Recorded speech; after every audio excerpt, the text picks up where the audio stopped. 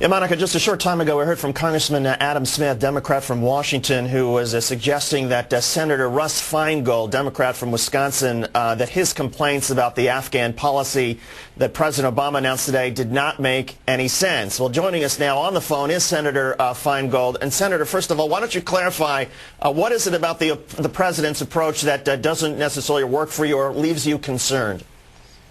Well, I am happy about many aspects of it. Instead of being focused on Iraq, we're now focused on the region where we were attacked.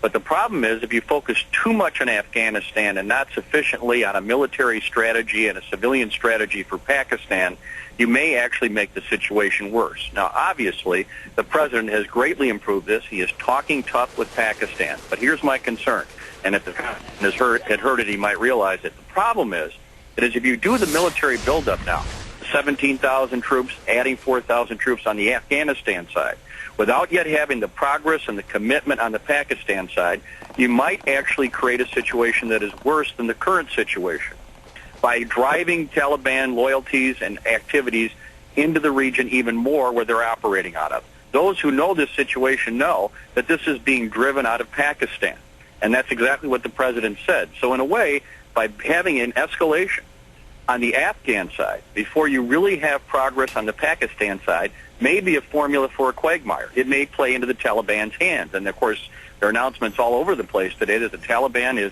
getting ready for these 17,000 troops, and the getting ready is especially done out of Pakistan.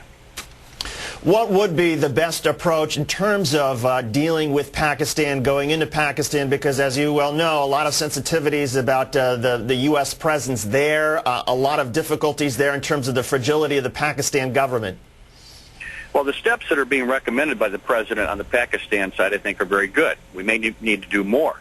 We have to ratchet up the pressure there and see real results. And my point here is let's do that first before we start sending in all kinds of troops into the Afghan side, because that may well lead to a much worse situation for our troops, and it may actually cause the situation in Pakistan to gel in a radical way that is even worse than the current situation, which is already very, very bad. Somehow we have to stop thinking about this as Afghanistan and then let's see what we can do in Pakistan. Pakistan is the primary problem. Afghanistan is related to it. Senator, is there anything about the Iraq surge that you think can be applied, and maybe specifically in terms of, a lot of people don't realize, but we essentially paid off a lot of warlords in Iraq. Is that kind of effort, would that work in Pakistan or along the border region there?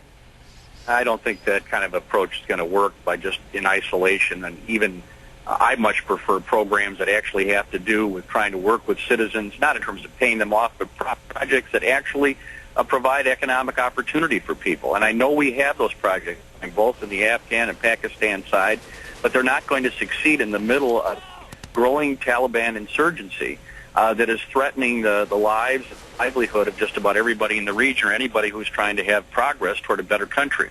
So in isolation, those things won't work, but I do know the president understands that. My only concern here is that if you have a big military buildup in Afghanistan without making progress on the civilian side, both on the Pakistan side and the Afghanistan side, you may end up in a quagmire that actually plays into the hands of the militants as opposed to those who want peace and stability for both Pakistan and Afghanistan. Democratic Senator Russ Feingold. Senator Feingold, thanks for calling in and responding. We appreciate it. Pleasure. Thank you.